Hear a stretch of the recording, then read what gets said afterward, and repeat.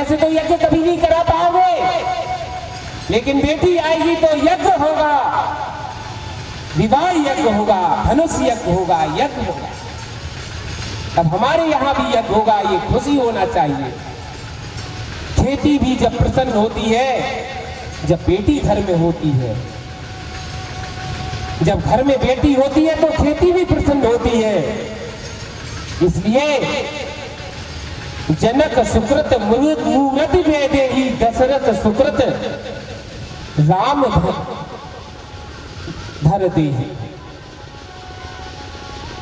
तो बेटी का जब जन्म होता है उसी समय उसके यहां किसका जन्म हो जाता है? यज्ञ का जन्म हो जाता है। आज जनक जी महाराज के यहां बेटी आई। हमें अपनी संस्कृति में दो चीजें होती हैं, एक कृषि संस्कृति और एक ऋषि संस्कृति। कृषि और ऋषि, इन दो चीजों से कभी दूर न होना चाहिए। वास्तव में कथा जो होती है ये जीवन की व्यथा को दूर करती है। यज्ञ क्या है? यज्ञ ये ऋषि संस्कृति है। जब यज्ञ होता है तो ये ऋषि संस्कृति कहलाती है। इस जगत में सीता राम जी दोनों ही नर लीला करने के लिए आते हैं। तो इस जगत में दो की प्राथमिकता है। अभी आपको बताया हमने, किसकी? ऋषि की और कृषि की। ये कृषि प्रधान देश है।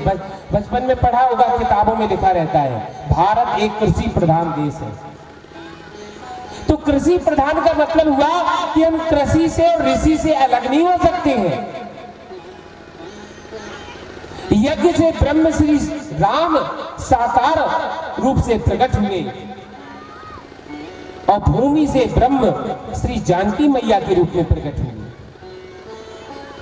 यज्ञ से ब्रह्म श्री राम बनकर प्रकट हुए, यज्ञ से भगवान राम बनकर प्रकट हुए। जब पुत्रेष्ठ यज्ञ कराया दशरथ जी ने कराया, और जब यज्ञ से राम जी आए और भूमि से वही ब्रह्म जानकी जी बनकर के प्रकट हुई है।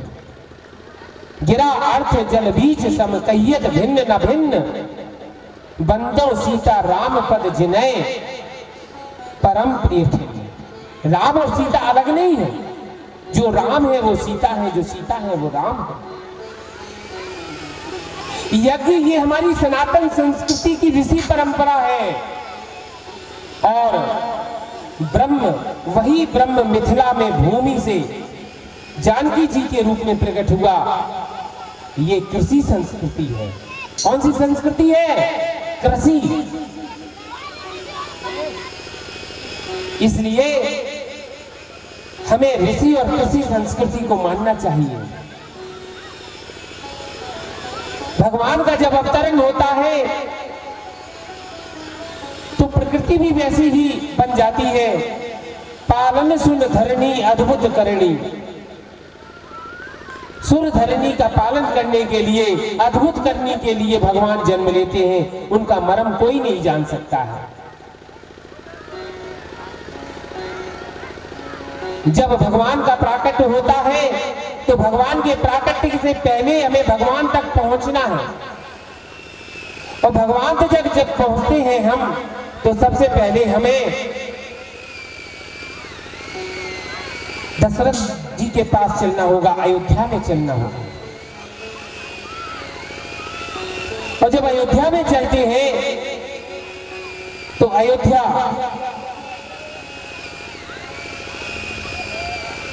जो है कैसी है? आ माने नहीं, योद्धा माने जिसको कभी जीता ना गया हो, जिसको कभी जीता ना गया हो, वह अयोध्या कहलाती है।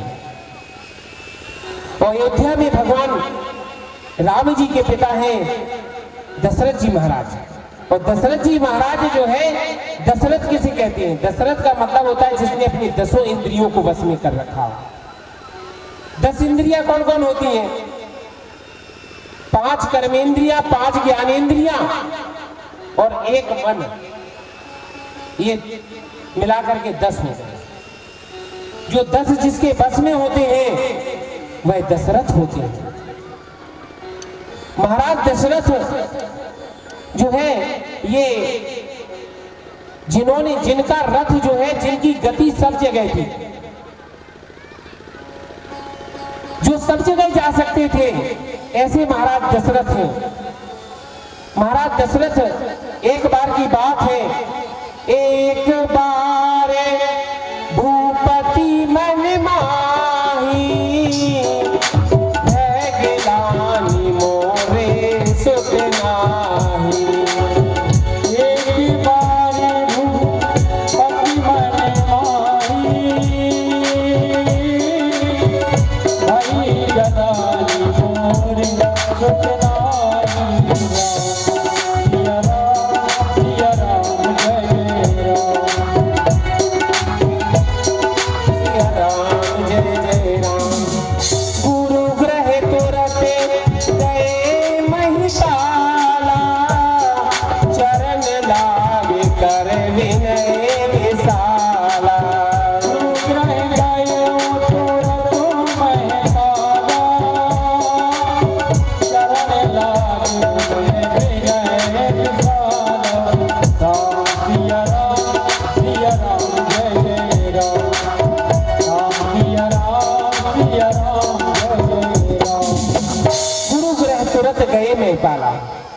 जब राजा को ये चिंता हुई, अपने देखा कि बगल में एक सफेद बाल श्वेत केश आया। उनको चिंता हुई कि मेरे कोई संतान नहीं है, उत्तराधिकारी कहां से, अयोध्या के उत्तराधिकारी की चिंता हुई। आज तुरंत गुरु के गृह पर गए और गुरु के घर जाकर के उन्होंने विनती की है। क्या विनती की है कि हे गुरुदेव, अच्छा गुरुदेव ऐसे होते हैं, गुरु भगवान का प्रतिरूप होता है, भगवान का प्रतिनिधि होता है वह गुरु। क्योंकि गुरु शब्द की व्याख्या ही कुछ ऐसी है, गुरु शब्द अंधकारो स्याद रु शब्दस्त निरोध के, अंधकारो निरोधित्वाद गुरु नित्याभिधीयते। जो गुरु अपने शिष्य के अंधकार, मन के अंधकार को, अज्ञान रूपी अंधकार को दूर कर देता है, वह गुरु कहलाता है, उसको गुरु कहते हैं। आज जो है गुरु के पास गए, गुरु जी से विनती की है, वशिष्ठ मुनि के पास गए और वशिष्ठ मुनि से सब कुछ कह सुनाया कि भगवान मुझे जो है कोई उपाय बताइए, मेरे घर में पुत्र नहीं है। तो गुरु जी ने उपाय बताया कि धरा हो धीर हुई है सुतचारी, त्रिभुवन विदित भगत भयहारी। धरा हो धीर हुई है सुतचारी, त्रिभुवन विदित भगत भयहारी।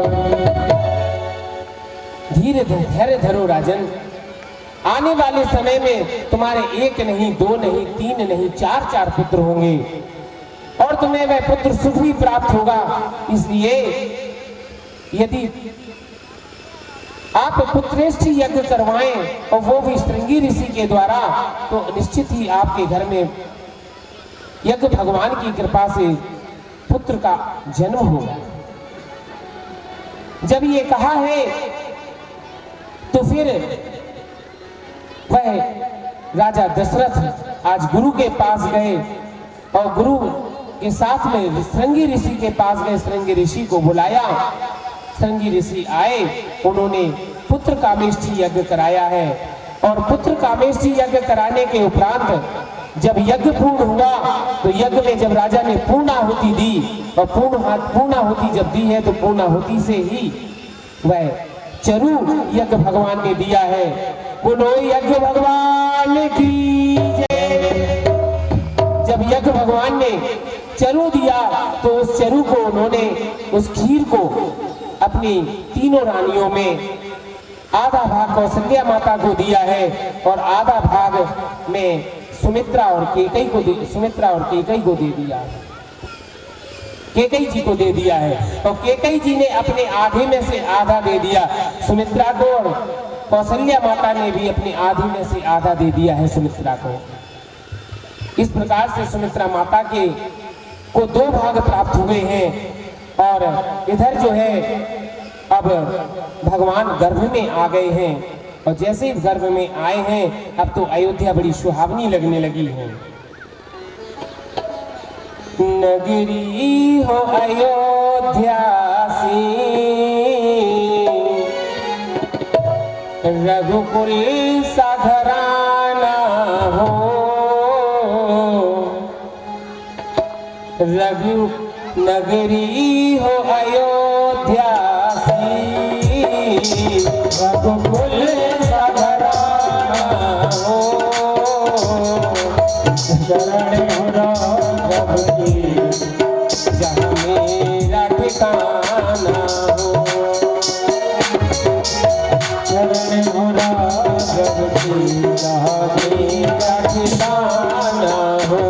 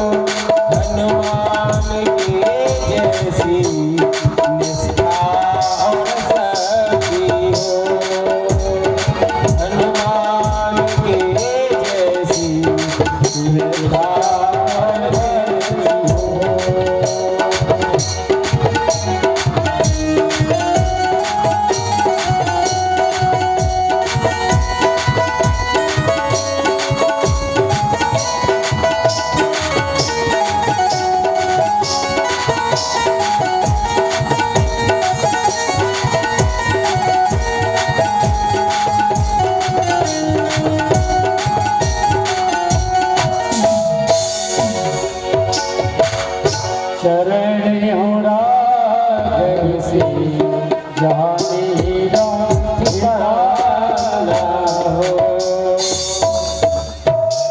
जहां पर ऐसा माहौल हो, क्योंकि रामायण का जो चरित्र है, रामचरित जो मानस है, इसका चरित्र देखिए तो इसमें जो है अयोध्या में लेने की होड़ नहीं है, देने की होड़ है, त्याग की होड़ है। त्याग है यहाँ पर, भरत जैसा त्याग। अभी आपने भजन में सुना, हो त्याग भरत जैसा। भरत जैसा त्याग होना चाहिए। भरत जी से कह रहे हैं, भरत जी आप बन जाइए सिंहासन के अधिकारी। वो भी तैयार नहीं है, शत्रुघ्न जी भी तैयार नहीं है। तो जहां पर त्याग है वहां रामायण है, और जहां पर अधिकार करने की, जबरदस्ती छीनने की आदत है, वहां पर महाभारत है। जहां पर लोभ है, लालच है, वहां महाभारत होती है। और जहां पर त्याग होता है उस घर में रामायण होती है, वहां पर राम जी का वास होता है। अच्छा देखो, हमें भगवान राम तक पहुंचना है तो हमें एक सीढ़ी होती है, क्रम से पहुंचा जाता है। राम जी के पास एकदम नहीं जा सकते हैं। हाउस का कनेक्शन यदि पावर हाउस से कर दो सीधा, तो क्या होगा? हाउस के पूरे बल्ब फूट जाएंगे और बस्ट हो जाएगी लाइट। तो हाउस का कनेक्शन पावर हाउस से नहीं करना चाहिए। जो है, जब इसी प्रकार से भगवान राम जी जो है वहां तक हमें पहुंचना है तो हमें क्रम से चलना होगा। क्रम से कैसे? देखो, जब तक हमारे अंदर श्रवण भक्ति नहीं आती है, कहा गया है जाके सुमिरन सेरी पुनासा, नाम शत्रुघ्न वेद प्रकाशा। जिसके सुमरन से शत्रुओं का नाश होता है वो शत्रुघ्न जी महाराज है। और शत्रुघ्न जी महाराज जो है ना, इनकी पत्नी का नाम क्या है? इनकी पत्नी का नाम है श्रुत कीर्ति। श्रुत कीर्ति, श्रुत माने सुनो, और कीर्ति माने भगवान की कीर्ति सुनो।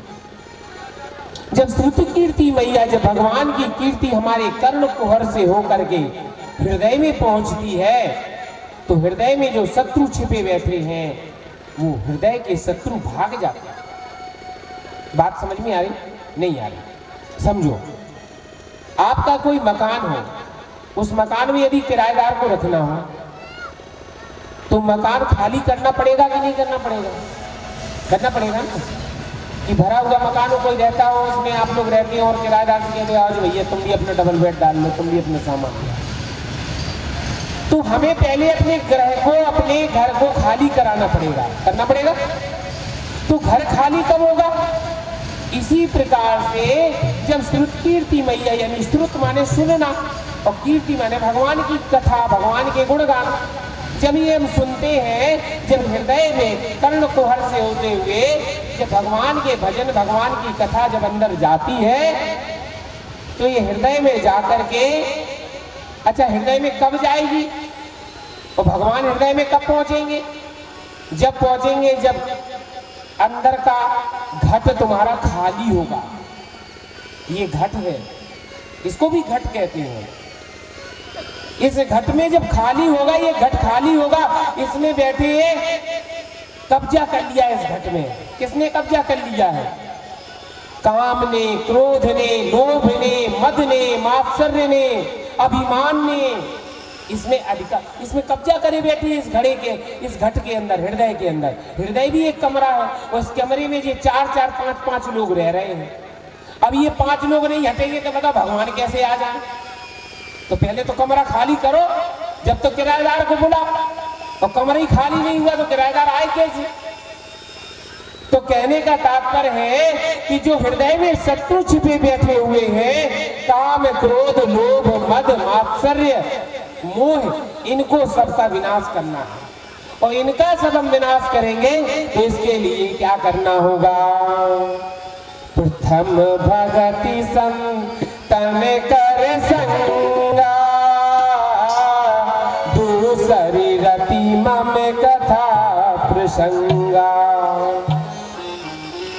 यदि हमें अपने इस घट के जो कब्जा किए हुए बैठे हुए उनको यदि हटाना है तो हमें पहले सत्संग में जाना होगा, संतन कर संगा, संतों का संग करना पड़ेगा, भगवान की कथा सुननी पड़ेगी, भगवान का भजन करना होगा। तब जो है फिर क्या होता है, जब हमारा हृदय रूपी घट खाली हो जाता है तो ठाकुर जी हृदयस्थ आज हो जाते हैं। कैसे होते हैं? जब हृदयस्थ होते हैं श्रुत कीर्ति, श्रुत कीर्ति माने कथा सुनने से।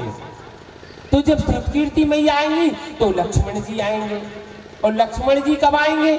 जब तुम लक्ष्य बनाओगे। लक्ष्मण, लक्ष्य पहले ही आ रहा है, दो शब्द, लक्ष्य यानी आपका लक्ष्मण लक्ष्य होना चाहिए कि हमें भगवान को प्राप्त करना है। जब ये लक्ष्य बनेगा, लक्ष्य के साथ में जब आप श्रुत कीर्ति मैया को बुलाएंगे, भगवान का कथन सुनेंगे, गान सुनेंगे, भजन करेंगे, तो लक्ष्मण जी, श्रुत कीर्ति मैया लक्ष्मण जी सहित आएंगी, दोनों आ जाएंगे। श्रुत कीर्ति मैया आएंगी और शत्रुघ्न आए हैं। श्रुत कीर्ति मैया के पति कौन है? शत्रुघ्न जी महाराज। और शत्रुघ्न, शत्रु माने जो शत्रुओं का नाश करते हैं। जाके सुमरन से रिपु नाशा, जिसके सुमरन से शत्रुओं का नाश होता है। और शत्रुओं का नाश किसके सुनने से होता है? शत्रुओं का नाश होता है शत्रुघ्न से। ये शत्रुघ्न जी महाराज शत्रुओं का नाश करते हैं। तो शत्रु कहाँ बैठे हैं? हमारे हृदय के अंदर बैठे हैं। इन शत्रुओं का नाश करना है तो हमें श्रुत कीर्ति मैया को पहले बुलाना होगा। तो श्रुत कीर्ति मैया आएंगी तो शत्रुघ्न जी महाराज भी हमारे हृदय में आ जाएंगे। और जब ये हो जाएगा तो अब क्या होगा? अब हमें, अब जब घट खाली हो गया और श्रुत कीर्ति भी आ गई, लक्ष्मण जी आ गए, शत्रुघ्न जी महाराज आ गए, अब हमें लक्ष्मण जी को बुलाना है। और लक्ष्मण माने लक्ष्य। तो लक्ष्मण जी का एक ही लक्ष्य होता है। क्या लक्ष्य होता है? राम जी। लक्ष्मण के लिए राम के अलावा कोई रक्षी है ही नहीं। शास्त्र कहते हैं मातृ देवो भव, पितृ देवो भव, अतिथि देवो भव, आचार्य देवो भव। गुरु पितु मात न जानऊ काऊ, करहु स्वभाव नाथ पतियाहू। कहते हैं, क्या कहते हैं कि गुरु पिता और माता के अलावा मैं किसी को नहीं जानता हूँ, लक्ष्मण जी कहते हैं। जब लक्ष्मण जी से कहा भगवान राम ने कि देखो लक्ष्मण, हम तो वन में जा रहे हैं, तुम माँ बाप की सेवा करो, पिताजी बूढ़े हैं, मैया बूढ़ी है, तीन माताएं हैं, घर में सेवा करो, यहीं रहो, हमें वनवास मिला है, हमें जाने दो। लक्ष्मण जी ने कहा, लक्ष्मण जी से भगवान ने कहा कि तुम गिरु पितु, तो लक्ष्मण जी बोले गिरु पितु मात न मानव काहू, गुरु पितु मात न मानव काहू। लक्ष्मण जी कह रहे हैं किनसे? राम जी से, कि गुरु पितु मात न मानव काहू, करहु स्वभाव नाथ पतियाहू। मैं ना गुरु को मानू, ना पिता को मानू, ना माँ को मानू, किसी को नहीं मानता हम तो। लक्ष्मण जी से भगवान बोले, लक्ष्मण क्या कह रहे हो? क्या कह रहे हो तुम? हमारे कुल में ऐसा, तुम कैसे पापी हो? तुम कह रहे हो गुरु पितु माता हम किसी को नहीं जानते, तुम बड़े अहंकारी हो गए हो। तुम ना गुरु को समझो, ना माँ को समझो, ना पिता को समझो, क्या तुम्हारे अंदर विचार चल रहा है? लक्ष्मण कहते हैं, भैया मोरे सब है एक तुम स्वामी, दीन बंधु रे अंतर्यामी। भगवान से कहा भैया तुम तो हमारे एकमात्र स्वामी हो, मैं आपके सिवा दीन बंधु, आपके सिवा मैं किसी को नहीं जानता। माता रामो मत पिता रामचंद्रा, स्वामी रामो मत सखा रामचंद्रा, सर्वस्व में रामचंद्रो दयालु, नान्य जाने नैव जाने न जाने। मैं किसी को नहीं जानता हूँ भगवान, ना हम माता को जाने, ना पिता को जाने, ना भाई को जाने, हम तो सिर्फ आपको जानते हैं कि आप एकमात्र हमारा लक्ष्य। तो लक्ष्मण जी का एक ही लक्ष्य था, श्री राम, इसके अलावा कोई लक्ष्य नहीं था। इसलिए अपने लक्ष्य को बनाना है। जब हम लक्ष्य बनाते हैं तो भगवान कहते हैं, ये तो सबको ही कहता है कि माता रामो मत पिता रामचंद्र, सबको ही कहता है दुनिया में। हम लोग रोज कहते हैं तुम हो एक अगोचर सबके प्राणपति। कभी मानते हैं भगवान को? तेरा तुझको अर्पित क्या लागे मीरा, है तेरा तुझको अर्पित। वो चढ़ाने आएंगे तो पिलपिला जो है वो आम होना चाहिए, और केला भी हो बिल्कुल सड़ा सड़ाया, और पैसा हो 5 रुपया, 5 रुपया से ज्यादा ना चढ़े। तेरा तुझको अर्पित क्या लागे मेरा, ये रोज कहा जाता है, लेकिन तेरा नहीं, तेरा मुझको अर्पित, तेरा क्या लागे। भगवान का कुछ नहीं है, सब मेरा है। सुनने को तो सब बातें होती हैं, लेकिन जब जमीनी स्तर पे आते हैं तो फिर गांठ में ये सोचते हैं कि 5 रुपया से ज्यादा ना चढ़ाया जाए।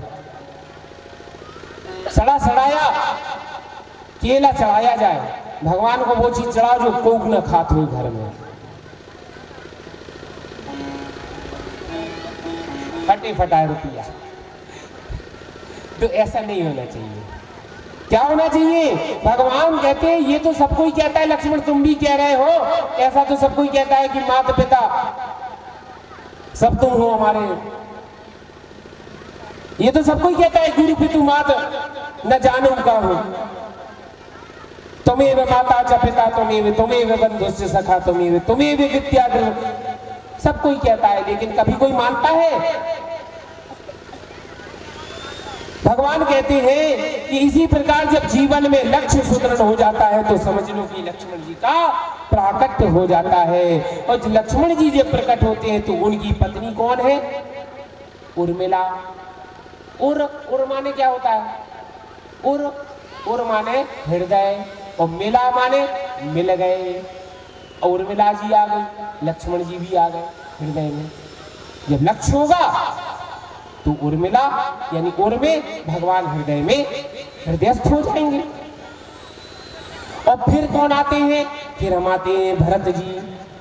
भरतलाल जी कैसे हैं?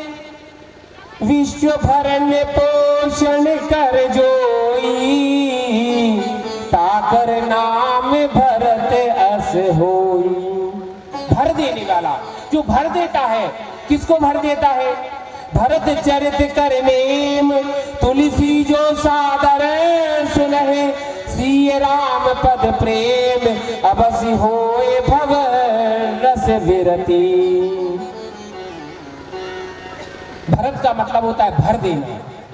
जो भगवान की कथा से हमको भर दे उसे भरत कहते हैं। तो भगवान की कथा से जब हम भर जाते हैं ना, तो भरत जी का आगमन हो जाता है। और भरत जी जब आते हैं तो फिर क्या होता है? उनकी पत्नी कौन है? मांडवी मैया।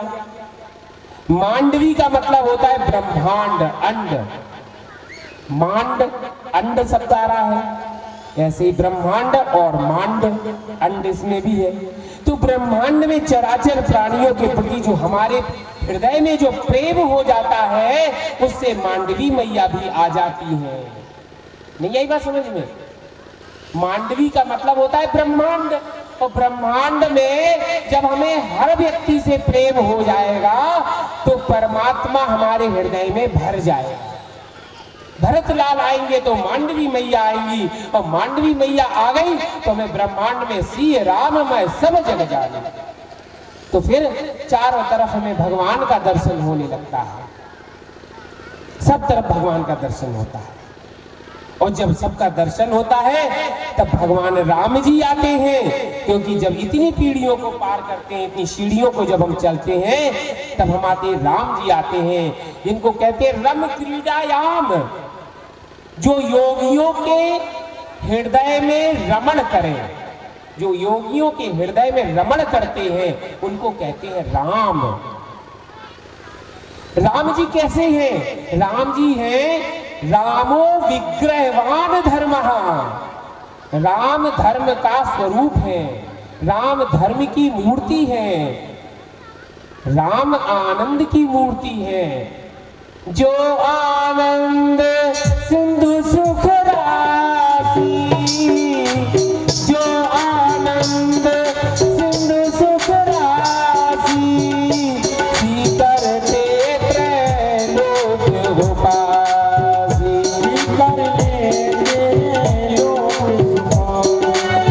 जो सुख धाम राम अस नामा, अखिल लोकदायक विश्रामा, अखिल लोकदायक विश्रामा, अखिल लोकदायक विश्रामा, अखिल लोकदायक विश्रामा। जो आनंद की सुख राशि है, किसकी सुख राशि है? आनंद। भगवान का एक नाम है आनंद, और आनंद जी हमारे भागवत जी के परीक्षित भी थे, तो आनंद तो था ही, और आनंद के मन में भी परमानंद आ जाए तब भगवान का प्राकट्य होता है। कितने सुंदर नाम है, देखो देवेंद्र, देवराज इंद्र खुद कथा सुन रहे बैठे बैठे। देवेंद्र यानी देवराज इंद्र यहाँ पर परीक्षित बन के कथा सुनने आए। इनको स्वर्ग में कथा नहीं मिलती है, यहीं पे कथा सुनने के लिए देखो आते। देवताओं को भी दुर्लभ है स्वर्ग में कथा, इसलिए देवेंद्र भी यहीं पर कथा का रसपान कर रहे, इसी धरा पर, इसी भूमि पर। तो इस प्रकार से कहती है कि जब राम जी हृदय में आएंगे तो हृदय में क्या आ जाएगा? राम राज्य आ जाएगा, राम राज्य आ जाएगा। और राम राज्य जब आ जाता है तो क्या होता है? दैहिक दैविक भौतिक तापा, राम राज्य नहीं काहू व्यापा, राम राज्य का हो नहीं व्यापा। जब राम राज्य आ जाता है हृदय में, राम राजा सरकार आते हैं तो फिर क्या होता है? ना देह का कोई कष्ट होता है, ना भौतिक कष्ट होता है, और ना आध्यात्मिक कष्ट। दैहिक दैविक भौतिक कोई कष्ट नहीं होता है व्यक्ति को। सब दुखी है, लेकिन सुखी कौन होता है? सुखी राम के दास होते हैं। सुखी सिर्फ राम का दास होता है। गजधन गोधन बाज धन और रतन धन खान, जो पाए संतोष धन तो सब धन धूरी समान, सब धन धूल के समान हो जाते हैं। इस प्रकार से त्रिताप शांत हो जाते हैं। धूप पड़ रही है, धूप को तो सब शांत कर सकते हैं, पर छाता, धूप को तो शांत करने के लिए हम छाता लगाते हैं। तो त्रिताप जो जीव को सता रहा है उसको शीतल करने के लिए हमें किशोरी जी की कृपा होना जरूरी होती है। तो किशोरी जी की कृपा जब होती है तब राम जी का भी आगमन होता है। अच्छा, किशोरी जी कौन है? ये भक्ति है। जब भक्ति आती है मन में तो किशोरी जी भी आती है। इस प्रकार से भगवान, अब देखिए जब इधर जो है वह समय आ चुका जब भगवान का जन्म होना है, भगवान का अवतरण होना है। जब भगवान का अवतरण होता है तो फिर वह समय आता है जब भगवान का प्राकट्य अयोध्या धाम में होने वाला है। तो क्या हुआ? तुलसीदास जी महाराज लिखते हैं कि ऐसी स्थिति हो गई ग्रह नक्षत्रों की, जोग लगन ग्रह पार तिथि सकल भई अनुकूल, तो चर अर अचर हर्ष युत राम जन्म सुख मूल। नौमी तिथि मधु मास पुनीता, सकल भये सुखत पक्ष हब जित हरि प्रीता। नौमी तिथि मधु मास पुनीता, सकल पक्ष हब जित हरि प्रीता। सिया राम जय जय राम, राम सिया राम जय जय राम।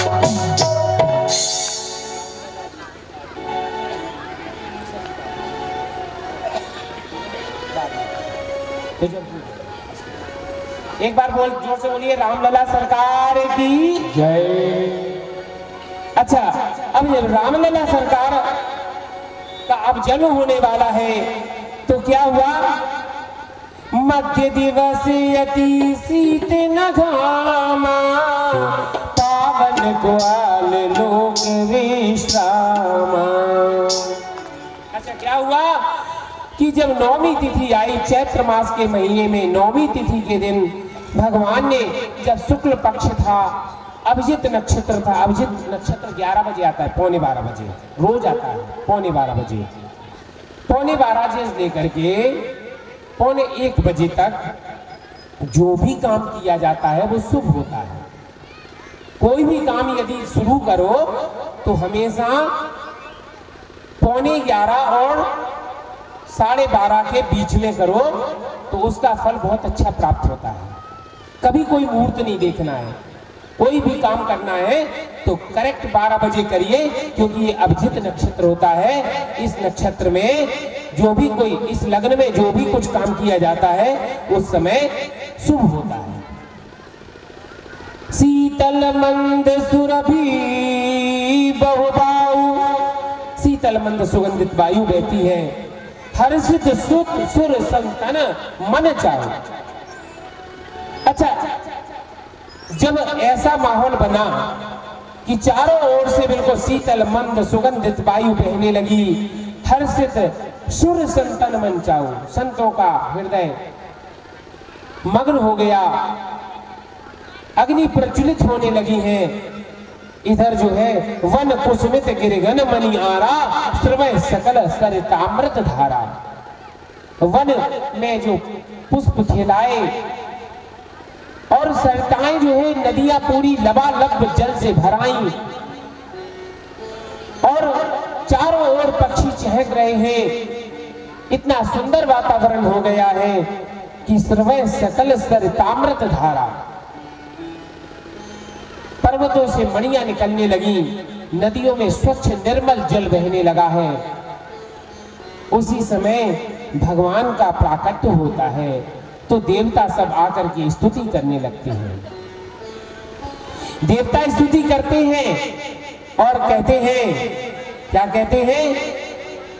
देवता स्तुति करते हैं तो कहते हैं,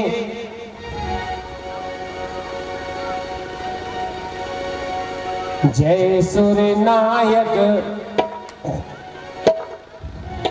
भगवान की उपासना करते हैं, भगवान की आरती करने के लिए आते हैं।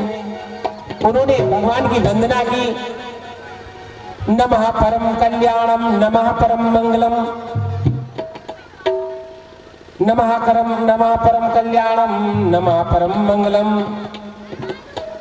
नमः दशरथी पुत्रोर्दोक्षजे नमसा विधीयते। भगवान को प्रणाम किया है। सत्यम विशुद्धम वसुदेव सत्यतम, यदि यते तत्र पुमान पावृतः, सत्ये च तस्मिन् भगवान अर्दोक्षजे। भगवान को प्रणाम किया और सत्य रूप में उनकी उपासना की है, प्रणाम किया है। हे सच्चिदानंद भगवान, आप कल्याण करें, इस पृथ्वी का कल्याण करें भगवान। उसी समय माता कौशल्या के गर्भ से भगवान का अवतरण होता है। भय प्रगट कृपाल, जैसे भगवान का प्राकट हुआ, बोलो राम राजा सरकार की जय। ठीक 12 बजे भगवान का प्राकट होता है। भय प्रगट कृपाला दीन दयाला,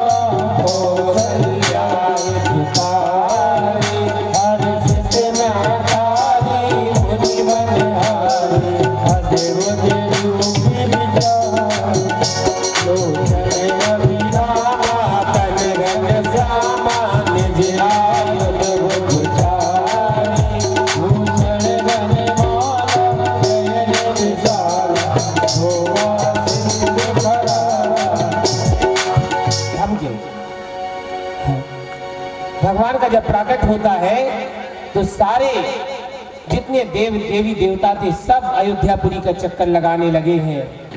अयोध्यापुरी का चक्कर लगाते हुए इकट्ठे हो गए हैं, भूड़ लग गई है सब में।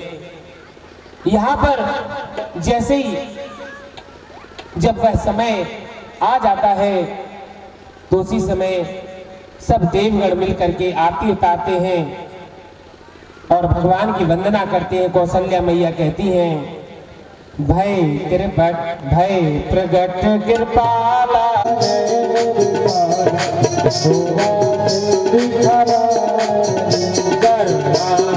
सागर सब गुण आगर देगा मैं सुख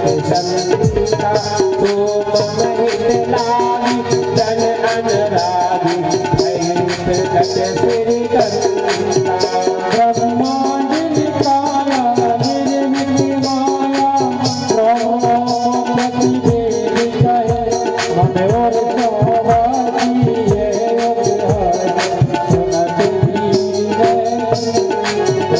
उपजा जब ज्ञाना प्रभु मुस्काना चरत बहुत विधि कहे सदा सुहाई मात बुझा जेठ काल सुत प्रेम लहे माता पुण्य बोली सोमत डोली सदा पाती है रूपा ये लीला चित्रिय लीला ये सुख परम अनूपा बचन सुजाना रोगन ध्याना होए बालक सुर भूता जय चरित जुगावे हरि पद पावे लीला परन भव दूता विप्रध है सुर संत इसलिए मनुज अवतार निजी निर्मित तनु माया गुण गोपाल सियावर रामचंद्र की उमापति महादेव की गुसाई तुलसीदास की चित्रधेन सुर संत हित लीन मनुज अवतारी ही होनी है। 5 बजे से आगे नहीं जाएंगे। बोलो राम राजा सरकार की जय। तो देखिए जे सुअज प्रेम भगति बस किसके बस वसीभूत होकर के, प्रेम के वसीभूत होकर के भगवान आज कौशल्या की गोद में आए हैं। सोई जेहे में गावे वेद बुध जाए धरे मुनि ध्यान, सोई दशरथ सुत भगत हित कौशलपति भगवान। जेहे इम गावे वेद पुत्र, जो जिसे वेद पुराण आदि गाते हैं, जाए धरे मुनि ध्यान, जिसको मुनि ध्यान करते हैं उनको जो है सोई दशरथ सुत भगत हित, वह भक्त के हित के लिए कौशलपति भगवान जो है अवतरित होते हैं। इसलिए सर्वस दान दीन सब काहू। एक बधाई हो जाए। राम जन्म सुने आए कौशल्या मैया दे दो वरदान। राम जन्म सुने आए कौशल्या मैया दे दो वरदान। दे दो बधाई मैया दे दो वरदान। दे दो बधाई मैया दे दो वरदान। राम जन्म सुने आए कौशल्या मैया दे दो वरदान।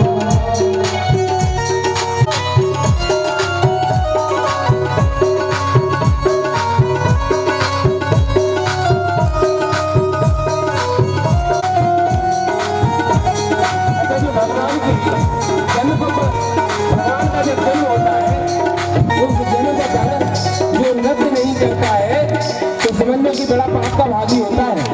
इसलिए भगवान का जन्म हो तो उस समय क्या थोड़ा सा मटक लो, लेकिन मटको जरूर। कोई भी ऐसा ना हो कि जो न मटके, क्योंकि भगवान के अच्छा जो एक बात सुनिए, जो नृत्य नहीं करता है, जो नाचता है ना, उसके जन्म की पाप की गठरी जो होती है वो नीचे गिर जाती है। और जो नहीं नाचता है वह पाप की गठरी उसके सिर पे आ जाती है। अब कौन पाप की गठरी को लेना चाहेगा? कोई पाप की गठरी को लेगा? अब जिसके जो नाच रहा है उस जिसके ऊपर से गिरेगा है किसको पुण्य मिलेगा है। सीताजी जोगी मैया झूमर भी जोगी, सीताजी जोगी मैया झूमर भी जोगी, झूमर भी जोगी मैया सीता भी जोगी, झूमर भी जोगी मैया सीता भी जोगी, सीताजी जोगी मैया झूमर भी जोगी।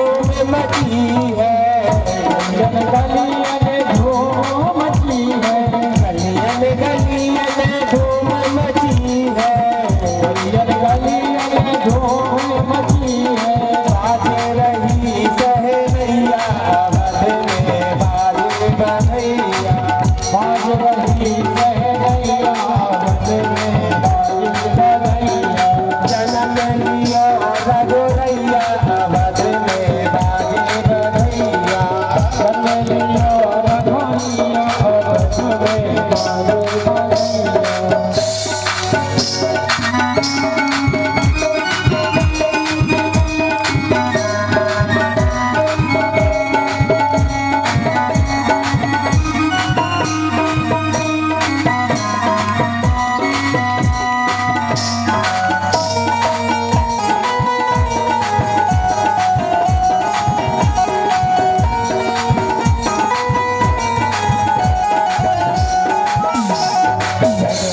जगमग दियला जगते हैं, जगमग जगमग दियला जलते हैं। झिलमिल होते अटरिया अवध में बाजे बधैया। झिलमिल होते अटरिया अवध बाजे बधैया। करो भैया अवध बाजे बधैया। जन्म लियो रघुरैया अवध में बाजे बधैया। जन्म लियो रघुरैया अवध में बाजे बधैया। कोनो लुटावे हीरा मोती, कोनो लुटावे हीरा मोती। कोनो लुटावे रुपैया अवध में बाजे बधैया। लुटावे रुपैया अवध में बाजे बधैया। जन्म लियो रघुरैया अवध में बाजे बधैया। जन्म लियो रघुरैया अवध में बाजे बधैया। में भगवान के प्रति प्रेम होता है, जिस घट के अंदर भगवान के प्रति प्रेम होता है।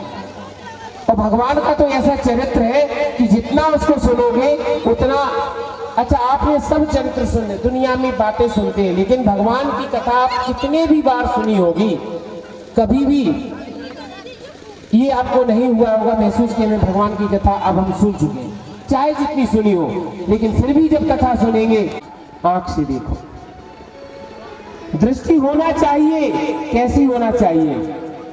दृष्टि होना चाहिए मीरा जैसी, दृष्टि होना चाहिए सूरदास जैसी, दृष्टि होना चाहिए तुलसीदास जैसी। जब ऐसी दृष्टि होगी तब आपको भगवान का दर्शन होगा।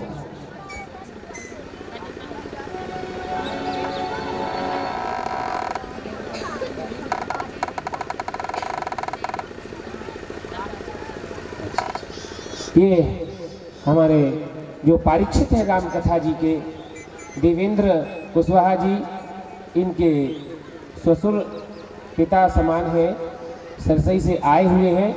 और ये इनको जो है इन्होंने भगवान श्री ठाकुर जी रामलला के जन्मोत्सव में जो सम्मान दे रहे हैं, और वह सम्मान उनके जीवन में राम जी उन पर इतनी कृपा करें कि उनका हमेशा खूब जीवन में यश हो, प्रतिष्ठा हो, मान सम्मान बढ़े, धन धान्य सुख संपत्ति से हमें साधुवाद, बहुत बहुत उनकी कल्याण की कामना हम भगवान से करते हैं कि परमात्मा उनके जीवन में सुख समृद्धि दे, उनको इसी प्रकार से धर्म कार्यों में लगाए रहें और इसी प्रकार से वो जीवन में संत सेवा और साधु सेवा करते रहें।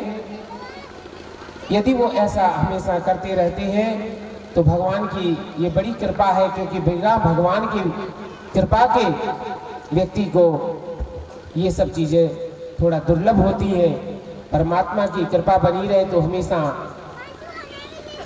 व्यक्ति को अपने व्यस्त जीवन में से कुछ समय निकाल करके ऐसे यदि हम भगवान के समीप जाएंगे तो भगवान को 4-5 चीजें पसंद हैं। अंतिम बात आपको अभी बता रहे हैं, इसके बाद आरती होगी। भगवान कहते हैं कि जो राग द्वेष आदि से दूर रहता है और अभ्यास करते करते जिसका चित्त निर्मल हो जाता है, जिसके अंदर एकाग्रता आ जाती है, भगवान का उसके अंदर अवतरण होता है।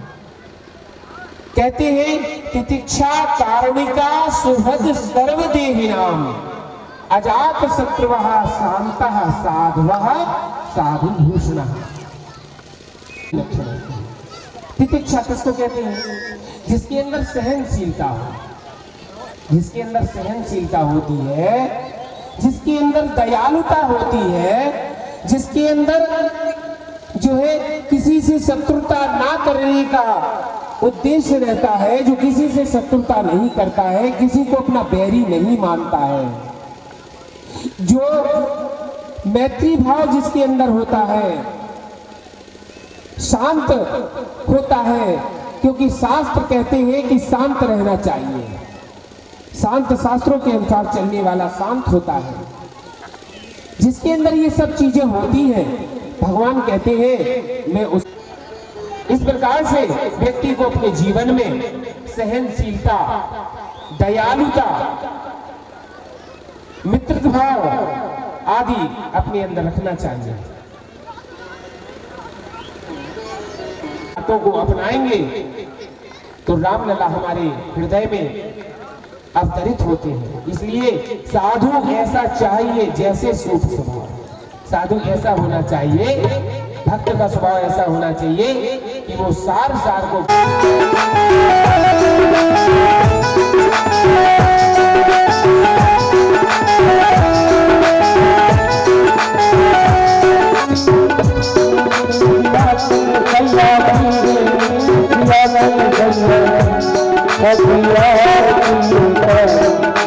संसार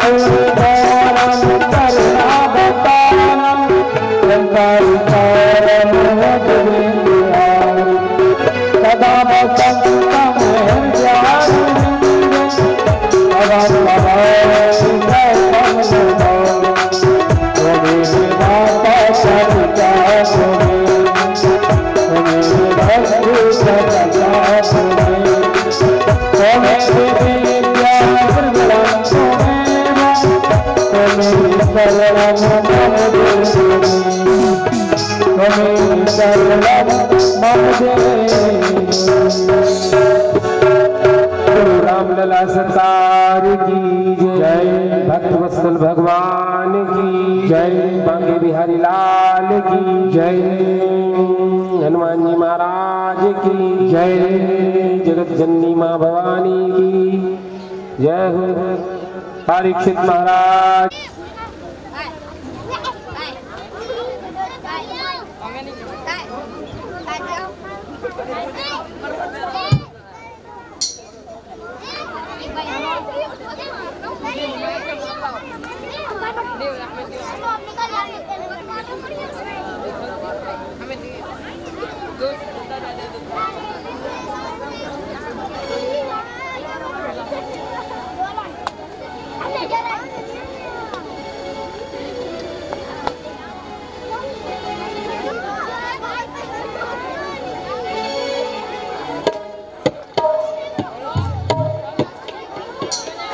जहाँ विराजे राधे रानी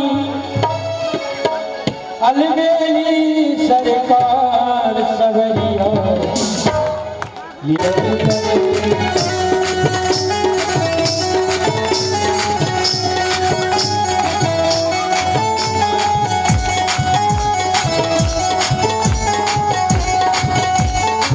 जहाँ विराजे राधे रानी